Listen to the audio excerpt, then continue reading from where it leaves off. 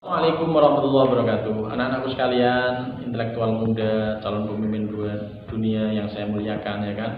Hari ini kita ketemu lagi pada pertemuan kedua kelas 12, melanjutkan materi kemarin bab 5, akhlak guru terhadap dirinya, ya kan. Saya flashback kembali. Akhlak guru terhadap dirinya itu ada 20. Yang pertama, guru itu harus dekat dengan Allah, baik waktu sendiri maupun dalam keramaian. Jadi dalam diri sendiri juga akhlaknya mulia, di tengah keramaian juga akhlaknya mulia. Jadi menjaga sikap, perasaan, perilaku, kedekatan dirinya terhadap Allah SWT. Itu yang pertama. Yang kedua, menjaga ketakutan pada dirinya terhadap Allah. Ucapannya, perilakunya. Takut itu artinya apa? Dia sadar atas Allah itu maha tahu, maha mendengar, maha melihat. Maka dengan kesadaran itu dia selalu berbuat baik, berakhlak mulia. Jangan sampai ketika sendiri dia tidak berakhlak mulia, ketika ramai banyak orang dia menampakkan akhlak mulia, ketika sendiri dia melakukan tidak baik. Itu tidak dicontoh. Karena apa? Karena guru itu ditiru dan ditiru. Guru itu sebagai contoh, role model. Ketika dibuat contoh, maka dia harus memberikan akhlak terbaik. Itu yang kedua. Yang ketiga, menjaga ketenangan. Karena sikap tenang itu bisa membuahkan hasil yang baik. Jangan sampai kita gusah-gusru atau ajulan. Karena sikap ajulan atau gusah-gusru itu sikap setan. Sikap gusah-gusru itu akan berakibat berdampak tidak baik. Jadi kita tenang, santai menghadapi segala sesuatu itu santai, tenang. Tenang dalam pikiran, tenang dalam sikap, dan sebagainya. Yang keempat, harus memiliki sikap warok. Warok itu apa? Menjaga hal haram. Jangan sampai makanan kita tercampur hal-hal yang diharamkan. Loh, subhat saja tidak boleh, apalagi yang haram. Karena apa? Karena makanan itu mempengaruhi pola pikir kita, kepribadian kita, ya kan? Ketika orang memakan makanan haram, maka akan berdampak pada tubuhnya. Cirinya apa? Ketika kita diajak sholat subuh semua, kok malas, berarti ada faktor makanan yang membuat kita malas. Jadi bukan apa-apa, orang malas ibadah itu ada faktor makanan yang kemungkinan ada keharaman. Nauzubillah min dzalik. Jadi harus menjaga hal haram. Itu yang dinamakan warok. Kemudian yang kelima, wal khamisu ayyulazimat tawadhu. Jadi dia harus hadap asal, rendah diri, jangan sampai sombong. Karena sombong itu selendangnya Tuhan. Sombong itu artinya apa? Membanggakan diri, ya kan? Merasa orang lain itu bodoh, dirinya paling baik, tidak mau menerima pendapat orang lain. Itu bentuk dari ketidaktawadhuan atau sombong. Orang tawadhu itu merasa dirinya lemah, selalu memaklumi orang lain, yang paling benar, tidak merasa paling baik, karena di atas langit itu masih ada langit, ya kan? Wa fawqa kulli ilmin alim. Di atas orang alim masih ada orang alim. Jadi tawadhu itu harus dijaga. Ini etika kelima bagi seorang guru. Yang keenam, wasadisu ayyulazimal khusyuk lillahi ta'ala. Jadi harus khusyuk, konsentrasi. Konsentrasi itu khusyuk ketika sholat, khudul qalb. Jadi hadirnya hati.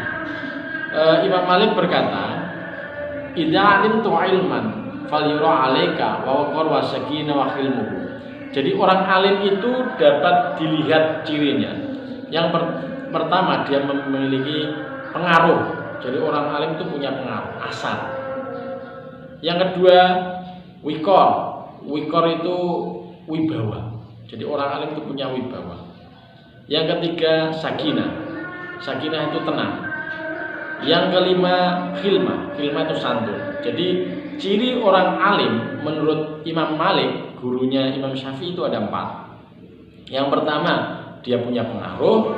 Yang kedua, dia memiliki wibawa. Wibawa itu beda dengan ditakuti, ya. Kalau ditakuti biasanya para pejabat. Pejabat itu ditakuti karena punya jabatan. Setelah jabatannya lengser, dia tidak dihormati lagi. Kalau wibawa itu nempel pada dirinya. Jadi walaupun dia nggak punya jabatan, tetap berwibawa. Yang ketiga, memiliki ketenangan. Yang keempat, memiliki sikap santun. Nah, itu yang ketiga, keenam, ya, ciri orang etika seorang guru terhadap dirinya. Kemudian yang ketujuh, wasabiu ayakuna ta'wilu fi jami' umuri 'ala Allah taala. Artinya apa? Hidupnya, perilakunya itu diniatkan ikhlas karena Allah. Kayak yang sering disebutnya inna sholati wa nusuki wa mahyaya wa mamati lillahi rabbil alamin. Salatku, ibadahku, hidupku, matiku hanya untuk Allah. Artinya segala perilaku dia itu niat ikhlas karena Allah. Itu etika ketujuh. Wasaminu alla jala ilmu salaman yatawassalu bil arad ad-dunyawiyah min jarin aw malin aw sum'ah aw syahratin aw taqdim ala aqrani. Artinya apa?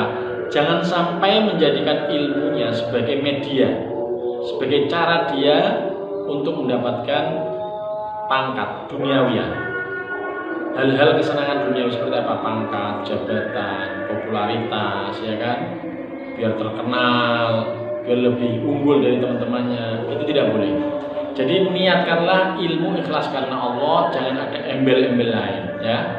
Itu etika ke-8. Jadi kita sudah belajar 8 etika guru terhadap dirinya, ya. Saya ulang lagi, yang kelima harus memiliki sikap tawadhu. Yang keenam dia harus khusyuk. Artinya apa? Memiliki wibawa, memiliki pengaruh, memiliki ketenangan, dan memiliki sikap sopan santun. Itu khusyuk, bagian khusyuk. Yang ketujuh harus menjaga diri, sikap, niat ikhlas karena Allah. Jadi segala ucapan, tindakan, perilaku itu diniatkan ikhlas karena Allah.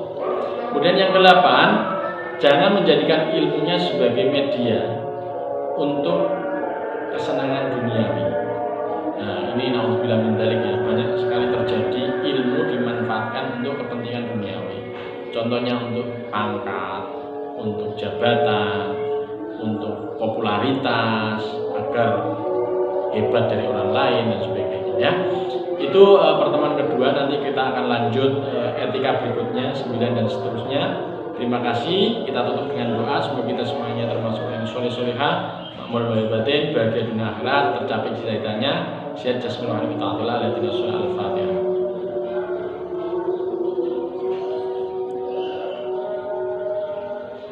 Terima kasih. Assalamualaikum warahmatullahi wabarakatuh.